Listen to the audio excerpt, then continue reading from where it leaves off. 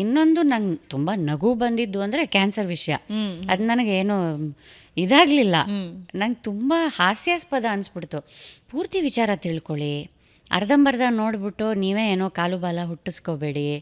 ಅಥವಾ ಎಷ್ಟೋ ಜನಕ್ಕೆ ನಾನು ಗೊತ್ತಿರ್ತೀನಿ, ನನ್ನ ಹತ್ರನೇ ಕೇಳಿ ಬಂದು, ಏನೋ ಹೀಗೆ ವಿಷಯ ನೋಡಿದೆ ನಿಜಾನ ಅಂತ ಕೇಳಿ ನಾ ಹೇಳ್ತೀನಿ. ಹೀಗೆ ಮಾಡೋದ್ರಿಂದ ಏನಾಗುತ್ತೆ, ತುಂಬ ಎಲ್ಲರಿಗೂ ತುಂಬ ತೊಂದರೆ ಆಗುತ್ತೆ, ಹೊಡೆತ ಬೀಳುತ್ತೆ. ಎಸ್ಪೆಷಲಿ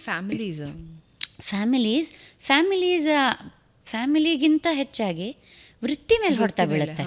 ನಾನು ಈ ಹೇರ್ ಕಟ್ ಮಾಡಿಸ್ಕೊಂಡಿದ್ದು, ನೀವು ನನ್ನನ್ನು ತುಂಬ ಮುಂಚಿಂದ ನೋಡಿದ್ದಿದ್ರೆ ನಾನು ಐ ಥಿಂಕ್ 9th ಸ್ಟ್ಯಾಂಡರ್ಡ್ವರೆಗೂ ಬಾಯ್ ಕಟ್ಟೆ, ನಂದು ಚೈಲ್ಡ್ಹುಡ್ ಎಲ್ಲ ಬಾಯ್ ಕಟ್ಟೆ ಇದ್ದಿದ್ದು.